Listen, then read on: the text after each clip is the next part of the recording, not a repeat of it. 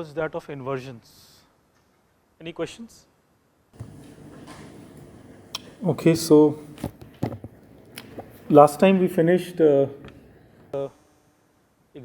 Example problems for divide and conquer paradigm.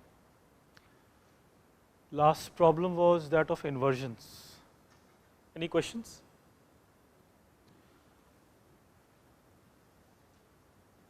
Okay, so with that then we will start the new topic of graph theory.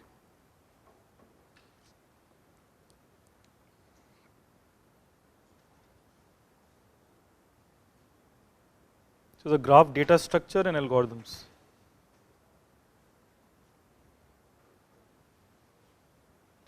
So this is something that you may not have seen, and whatever you have seen now we'll build on that a lot. It will be more advanced. And this will be different from the graph theory that people do in the math department. Okay, so that graph theory is not exactly what we'll be doing here. So this will be more from the point of view of data structure and algorithms. So what is the need for this?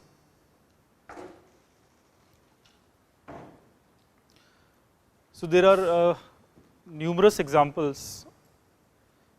First, the easiest one to visualize is roads and tracks that connect cities, railway tracks and roads.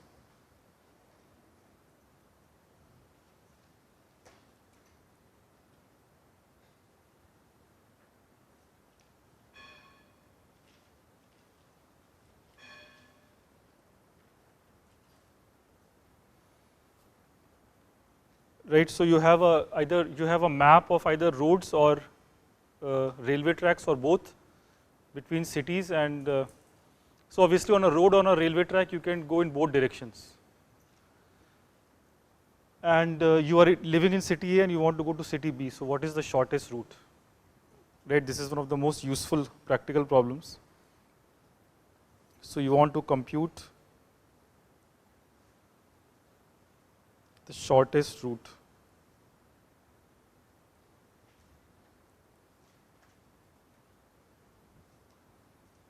Between two cities.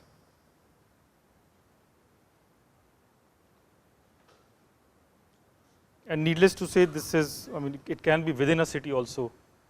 You have detailed maps of a city, so within a city also you can ask the same question, and you do ask the same question. So usually the way you model this in your mind and also on a computer is, so say you are in Kanpur city, and so Lucknow is somewhere here, Prayagraj is here, Kolkata is there, and then from Kanpur there is a long edge to Mumbai.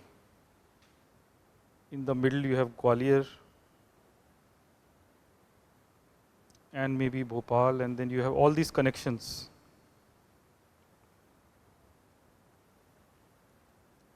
And then somewhere here you have Delhi, and obviously there also you have connections.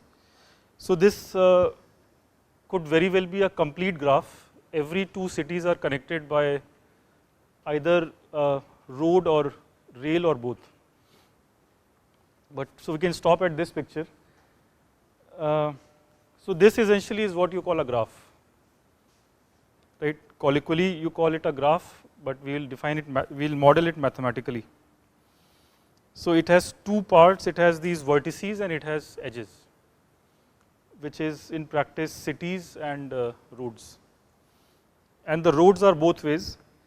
It's not that you can only go from Kanpur to Delhi, you can also come back on the same track. So this is what is called an undirected graph. And the second example is probably which you like more, that is your internet or social network and social media.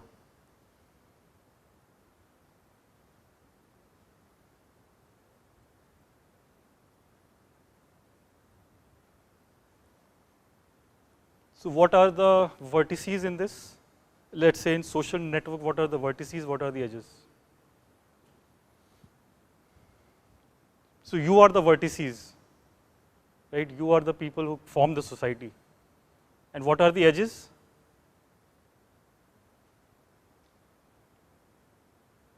Come on, how can you not answer this? So edges in social network will be your friends or acquaintances who are directly in your list, right? So in your list of friends, let's say on Facebook or Twitter or whatever, the people who are directly accessible to you, so those relationships are the edges. Okay, so if you have 10 friends, then basically you are a vertex and the other friends are 10 vertices and there are 10 edges from you to them. And I mean, usually this again is a both way relationship. It isn't that you have a friend but that friend will not consider you a friend, right? So the edge again is an undirected edge. So the model will be similar. So here we can just say that vertices are people,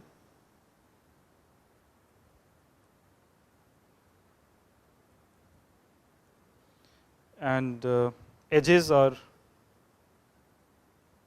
relationships. So basically pairs of people.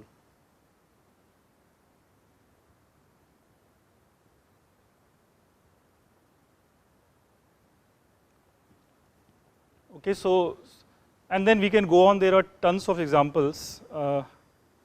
At the very heart of computing or hardware, you have these chips. So those chips, again, there are these on the motherboard. You have chips, and then there are buses or wires which are microscopic that connect them. So how do you organize this on a rectangular motherboard? That again is a problem of which is modeled by graphs. And you can just go on because this is it can very abstract problems get captured by this. So let's not go into more examples, but so here one question that, so like we asked the question of shortest route between two cities, what are the questions that you can ask in social media? So there you have this connectivity, this relationship graph.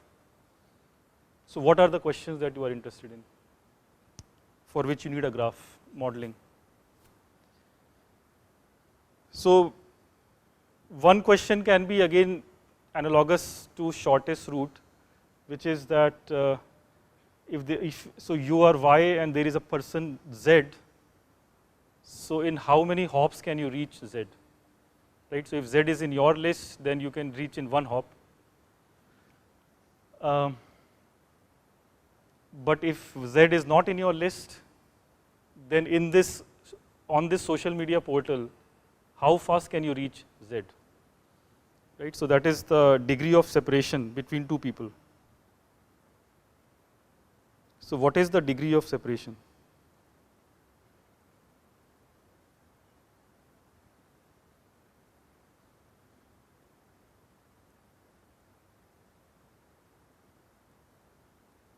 So between two people in the world. Do you know this? Yeah, very good. So 6 is the degree of separation between any two people in the world. I mean, so in one sense it is stupid, right? Why should you believe that between you and any other person in the world, anywhere in the world, can be reached? I mean, assuming that both of you are on a social media portal or on the internet even.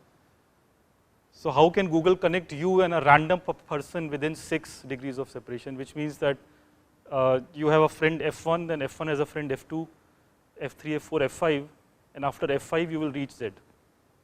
So in between Y and Z there will be F1 to F5.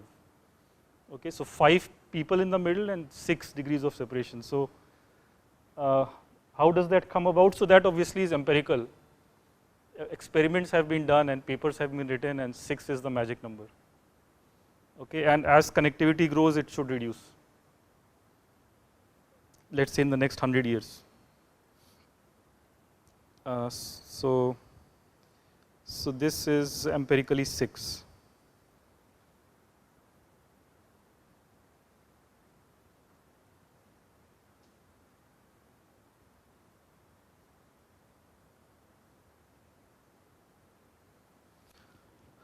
Okay, so these kind of questions you can ask only when you model it more abstractly and then you study the math behind it, and then you can say that, well, first you can ask this question formally and then you can actually try to calculate using graph methods, because this network or this graph is very big, right? It has some billions of people, and how many edges are there? How many relationships can there be between billion people? Billion square, right? Because it's billion choose 2. So billion square is tremendous. This is again something that you cannot count.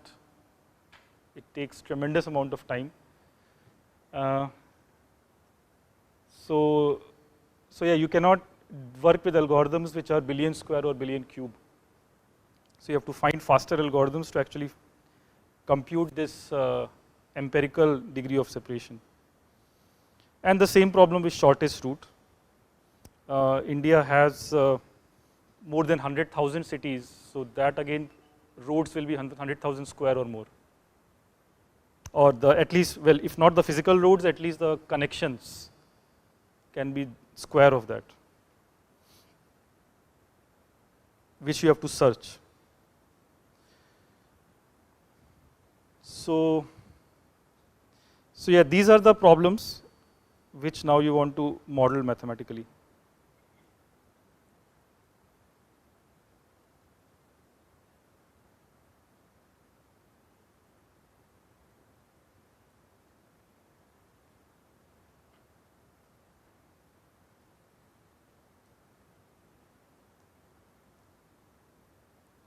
So this is best done by graphs.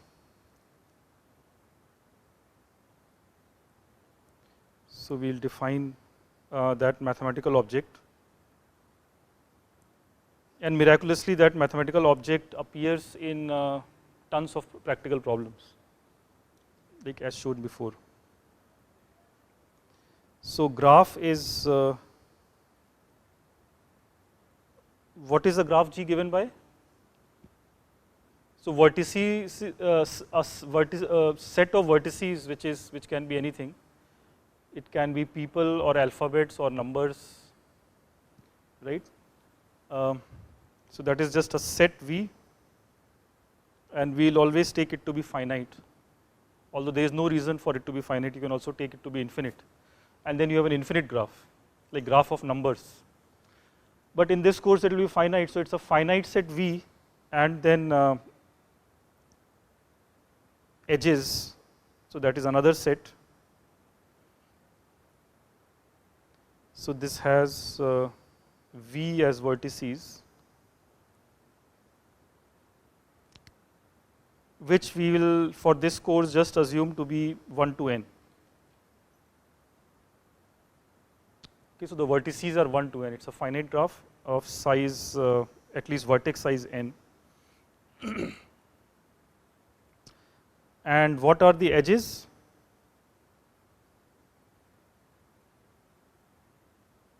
How do they depend on V? So edges are just pairs of vertices, right? So it's V cross V. So which means it's n cross n.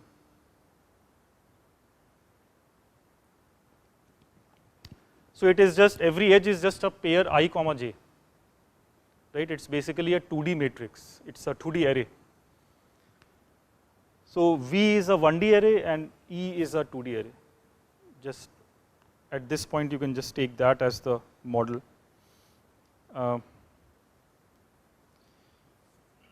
So let's see some examples. Is this clear? Are the terms clear? So you have an arbitrary set which we have specialized to 1 to n for simplicity, and you have another arbitrary set of pairs which we have simplified to just I comma j's. Ij are numbers.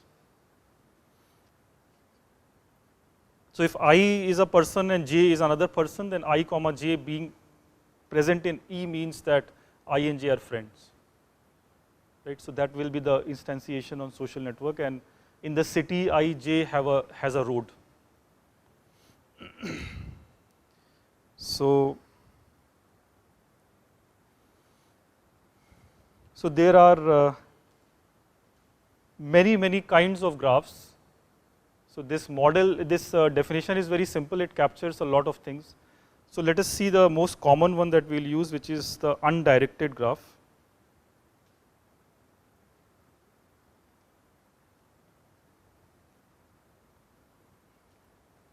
So undirected G will be when, so if xy is an edge, then what can you say about yx? That also is an edge. Right, this is the only condition. In other words, you take a edge and you transpose it, it's the same edge. Okay. So when this is, by the way, this is not implied by the red definition, because in the red definition maybe edge was just 1, 2. 2, 1 may not be there. Right. So undirected graph is a special case in which if 1, 2 is there, 2, 1 is also there. So which is a simple example is just so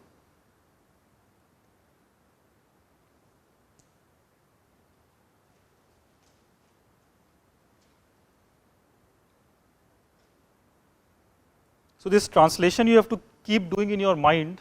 So we'll actually, the definition, formal definition will be that for coding purposes.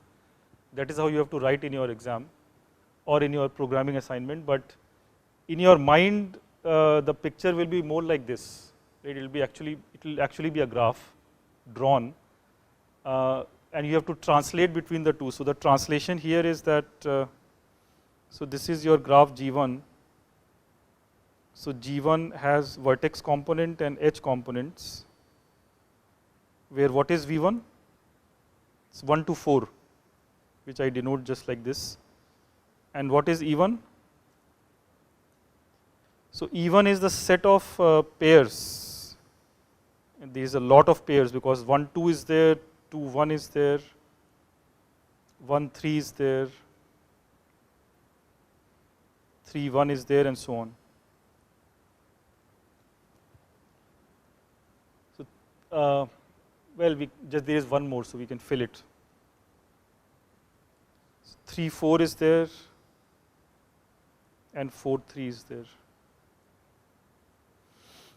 Okay, so in the picture there are 3 edges, but they are actually 6, because 1, 2 is also 2, 1, right? So this is the translation. So whenever I draw G1, you should see these sets. Okay, I'll not talk about this explicitly, but this is what is happening. So because in computers you cannot work with pictures, or computers cannot work with pictures, so you have to write everything coded. So coded form is this left representation.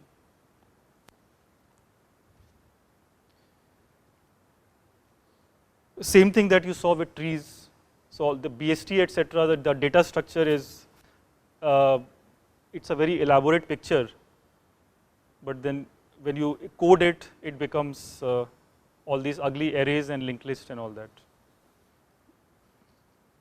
Right. So these things have 2 lives. So you have to work with them in parallel. Second example is directed graph.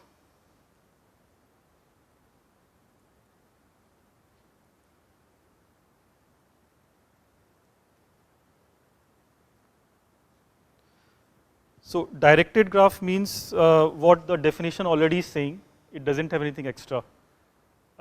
So if you draw it, then an example can be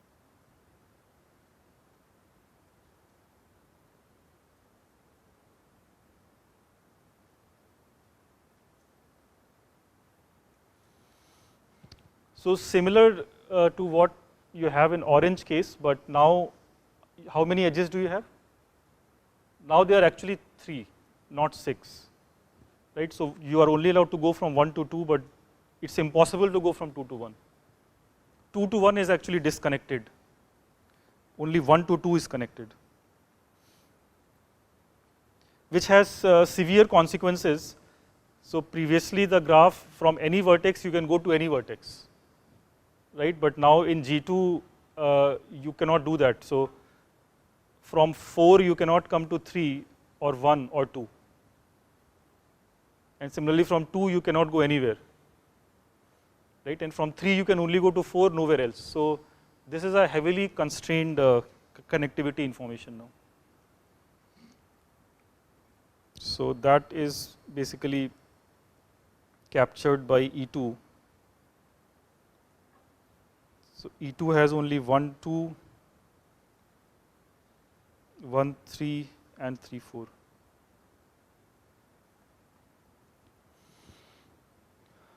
Okay, so all the geometry and the topology of the picture is captured by the set properly.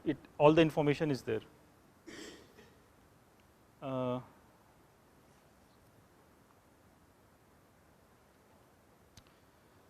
Okay, so any questions? So that sets the stage for graphs. Yeah, any question?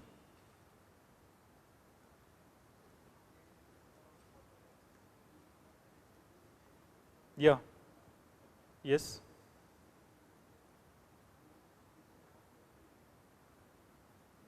No. So graph is what is there, what is written in red. If you can write it like that, it's a graph. The examples are just special cases. So there could very well be a vertex here which is 5. And here also there is a 5. So in the social network setting, these are the people who are introverts and they don't connect with anybody.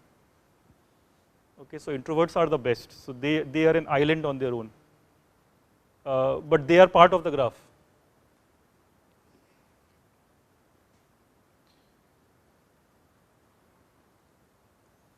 Okay, so in terms of the sizes and also asymptotics, the time complexity, we will usually use n and m. So n will be the size of the vertex by definition. M will be the size of the edge set. And in the directed case,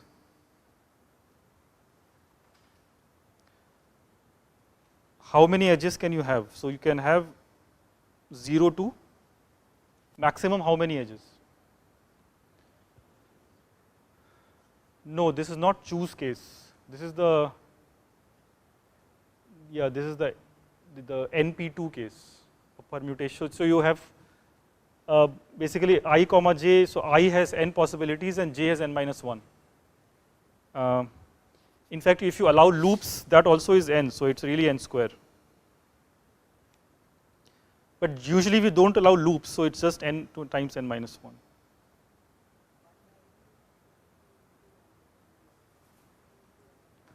No, so this is the directed case. So let's go to the undirected case. So in the undirected case, m again can be at least 0 and at most how much? Yeah, so this is the pairs where I and j are different. So that's like n choose 2. Although loops can be allowed. So I can be friends with himself or herself. So I comma I loop, if the loop is there, then it will be n choose 2 plus n. So let me just make that remark. We are discounting loops.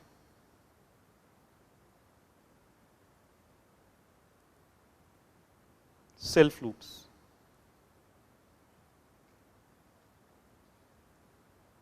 Yes, any question? Undirected. Yes, so if you look at the set, then you are right.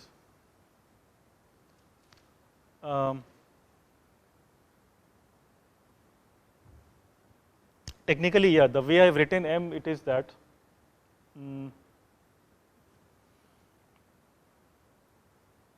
So let me just add here maybe a word to clarify. So undirected edges.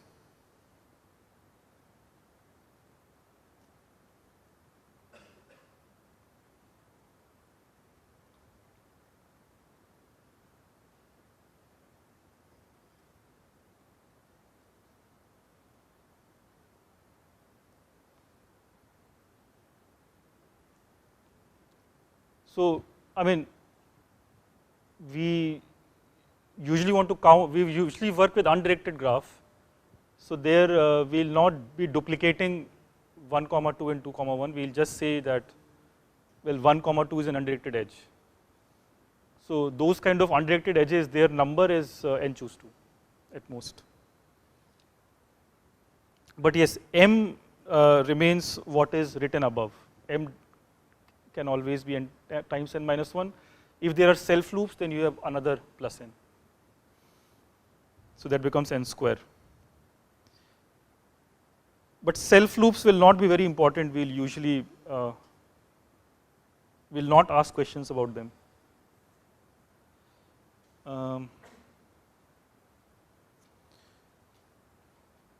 And another small point is that undirected graph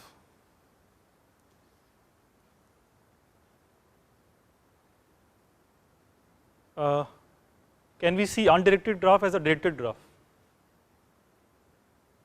We can, right, because we can say that the road from I to j is actually two edges, I to j and j to I. We can draw that on the graph. So undirected graph is also directed. And what about the converse?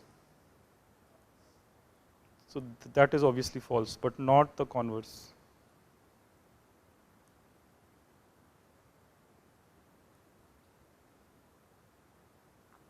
So directed graph you cannot see it as undirected, that's not possible. So hence directed is a more general thing.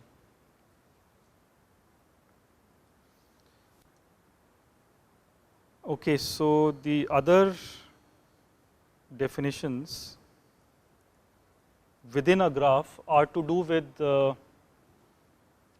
when you try walking in the graph, right? So if there are cities and roads, so as you walk or as you drive, you get new mathematical objects.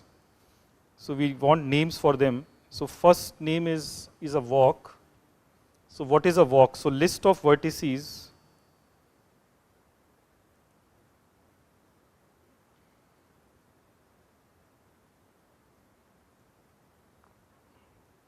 V0 to Vk is called a walk.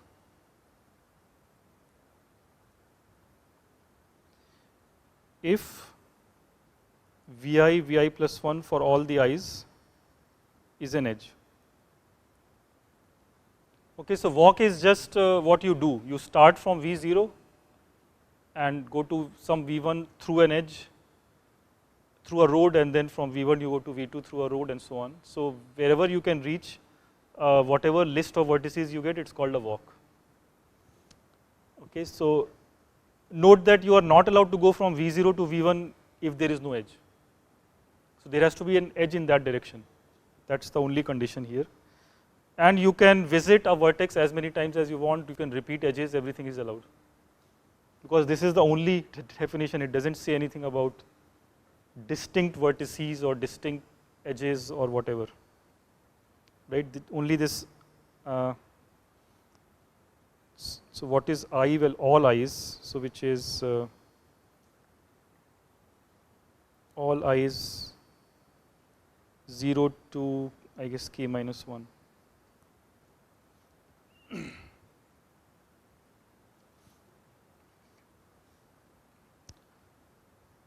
Okay.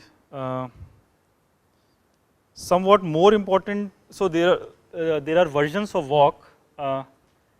We'll talk about two versions. A more important version is path. Okay, so in a path you are not allowed to repeat vertices, and hence distinct edges are there. So a walk is called a path.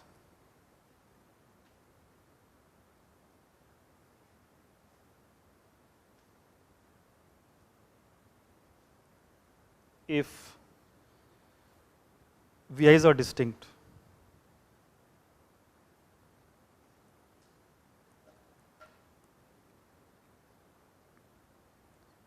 And there is something called a cycle. So walk L is a cycle.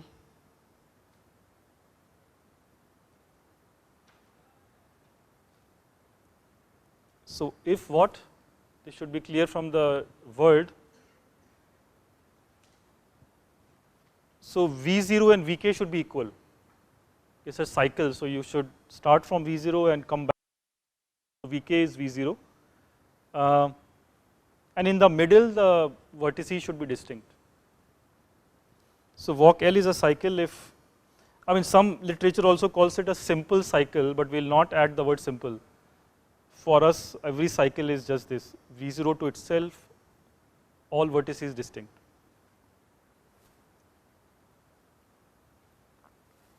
If VI's are distinct,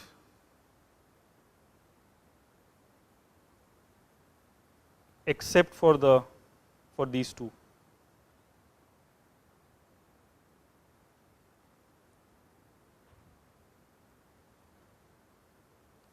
Okay. Right. So just schematically, three things we have discussed. Three things. So one is that from V0 you can walk and then you can repeat and you end up in some Vk. In a path, you start and you go only in one direction, never repeating anything, so that is schematically a path. And a cycle is just that you go from V0 to V1 and come to Vk minus 1 and then back to V0. Okay, so schematically these are the three things you have defined. So a walk, a path and a cycle. More concretely, we can see some examples. So let's take a graph. 1 to 6 are the vertices.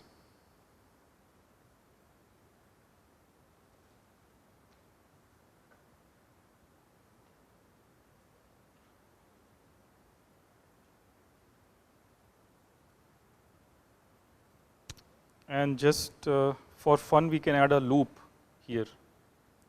Okay, so 1 comma 1 is also there. So this is a graph on 6 vertices and so many edges, undirected edges. When we don't give directions, it means it's undirected. So let us see how much you understood. So walk or path or cycle, we want to check these. So what about 154?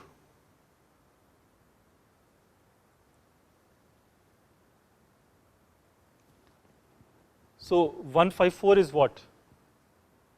It's a walk and it's a path, but it's not a cycle. Then 132.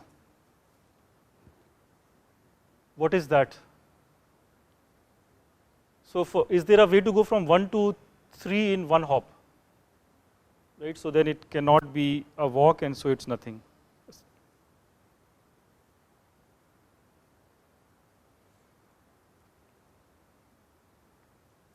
So 1 to 5 to 3. So 1 to 5 and yeah, so that is a walk. Is it a path? It's not a path because you are going from 2 to 5, then coming back to 2. Right? That's a repetition. And surely it's not a cycle. 1 to 5. 1 to 5 is both walk and path. No, wait.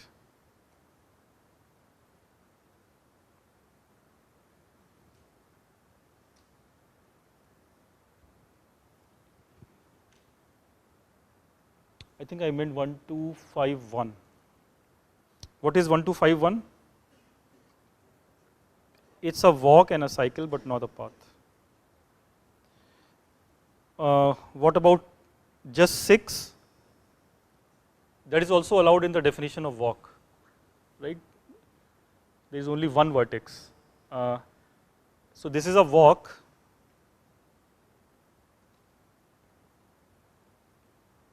Is it a path? Is it a cycle?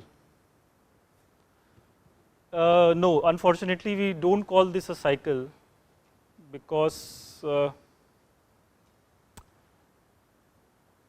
if we will call it a cycle only when there is a edge from 6 to 6.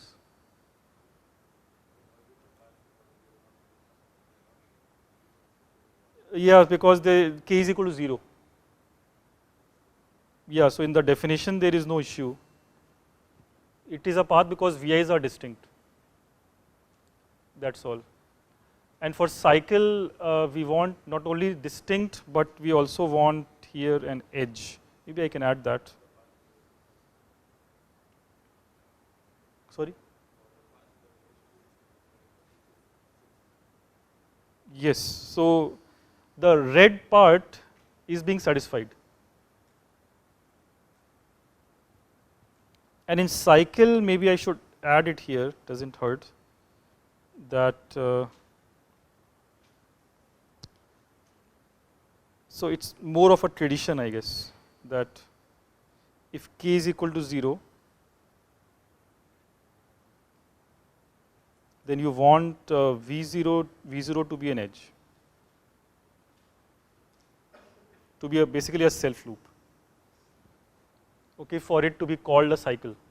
So 6 we will not call a cycle, but 1 we will.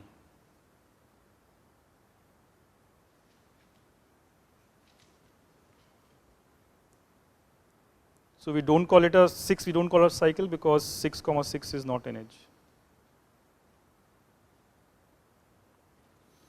So when there is a cycle, when only when we see it. Okay, so it should actually be a cycle that you can take. So we have added that in the convention. So these are the degenerate or very base cases. So you don't call 6 a cycle, but it's everything else. 1 is actually everything. It's a walk, a path, and a cycle. Is that fine? So those are your boundary cases when you program things about graphs. There are many, many boundary cases.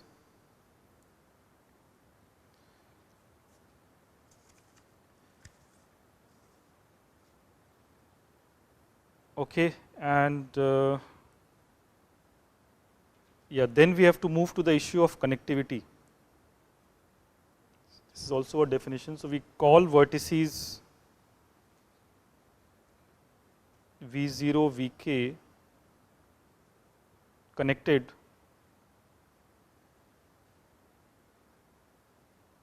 in the graph if there is a path.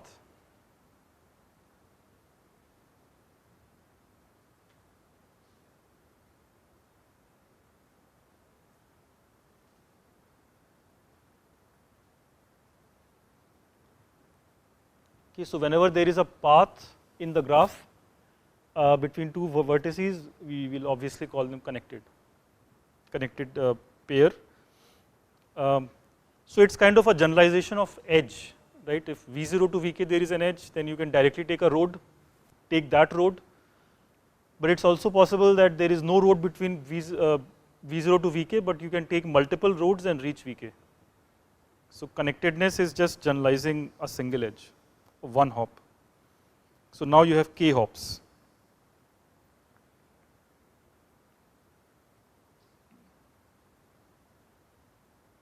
Well, or k minus 1 hops, k hops.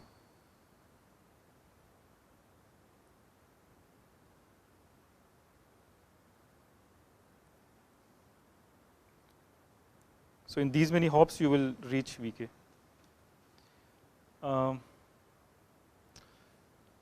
And once you have connectedness defined, you can now talk about all the places you can reach from V0. That is called connected component.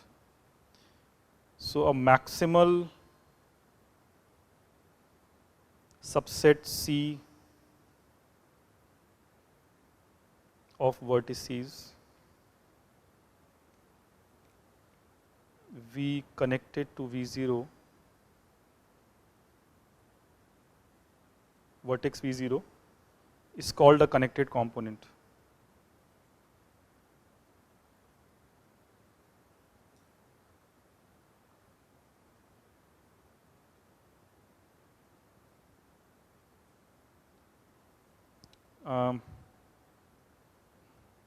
And we can just add the phrase of V0 in G. So connected component of a vertex in a graph is all the places you can reach from there.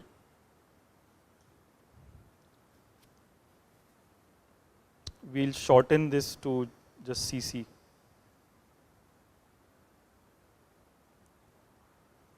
Okay, so this also means that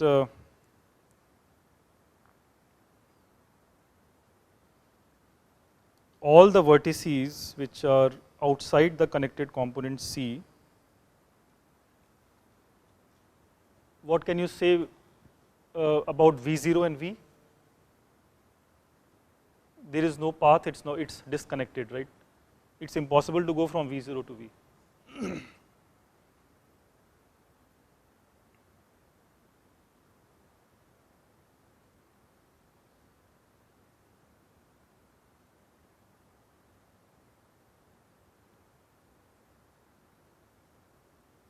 So from V0 you cannot reach V, but again because of sometimes you have directed graph, it's possible to reach from V to V0. There might just be an edge from V to V0, but that will not help you to go from V0 to V, right? So there are these again more boundary cases if you take a general graph, but usually in this course we will restrict to undirected graph. What happens in undirected graph? If from V0 you can reach V, then what can you do from V? You can come back, right? So connectedness is symmetric. So whatever, in other words, the vertices that you see in the connected component, from any vertex to any vertex you can reach in whatever direction, right? So we'll usually be in that situation. So let's just remember that.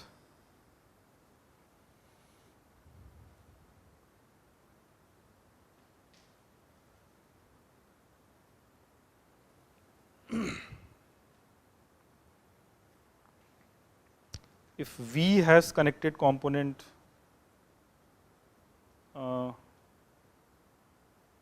C and V prime has connected component C prime,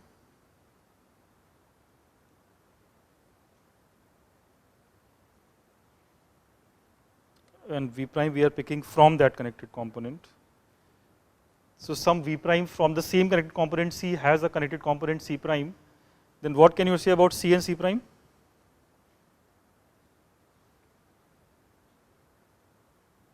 They are equal, right? So in the undirected setting, when you take a vertex V, look at where you can reach, pick a vertex V prime there, and now you ask what is the connected component of V prime. The two are the same.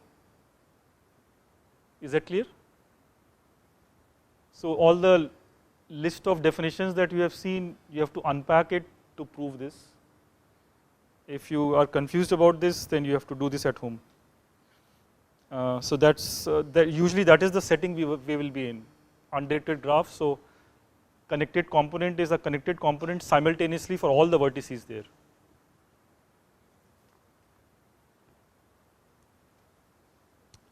So that also means that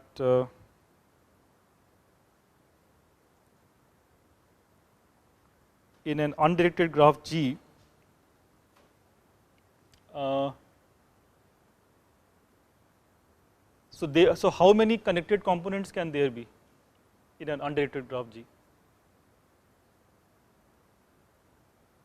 Maximum number of vertices n, right? Because you can have just each vertex isolated, no edge.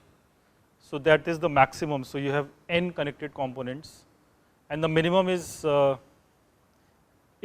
So that graph is called a connected graph. So if in a graph you have only one undirected graph, if you have only one connected component, it's called a connected graph.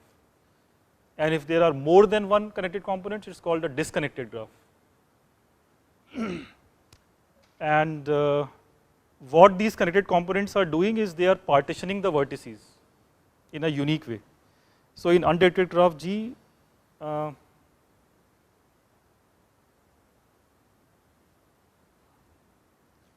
there is a unique partition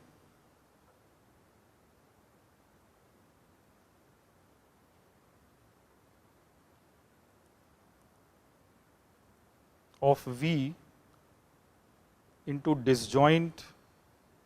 I mean, partition means that you will have a disjoint, well, you will have connected components that are disjoint. So there is a unique partition of V into disjoint connected components, and they are at most n many.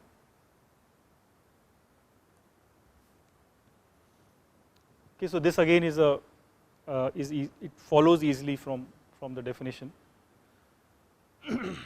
but only in the undirected graph setting. Is this fine? Okay. Yeah, so maybe then some example.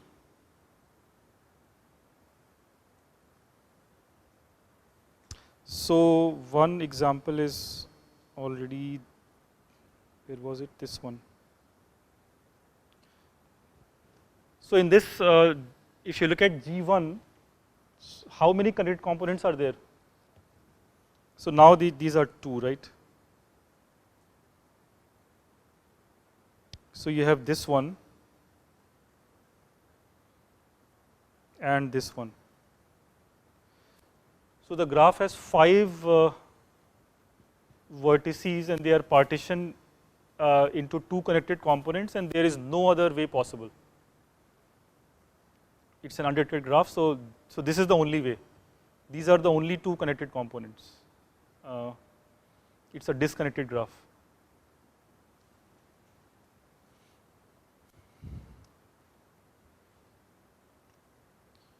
Okay. And other examples.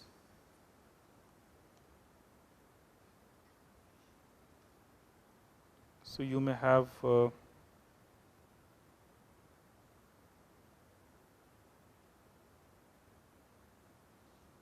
so this can be a graph G1. So here the connected components are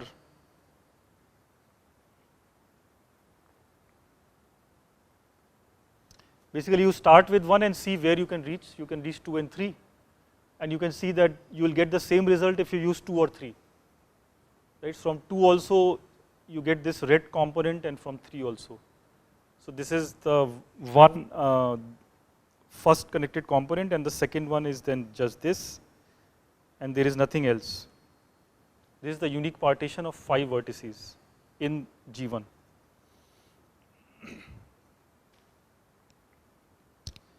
Yes?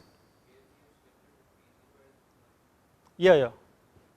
To find connected components in the undirected setting, you just start with the first vertex, call that V0, and see where you can reach.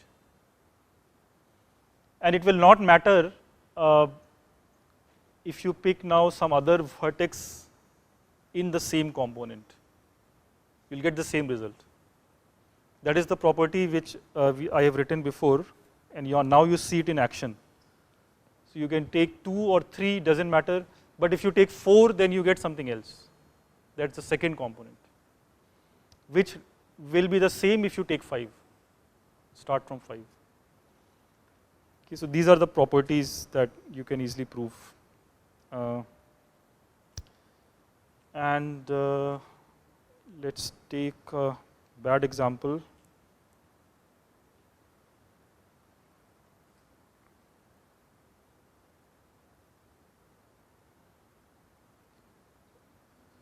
So let's look at this.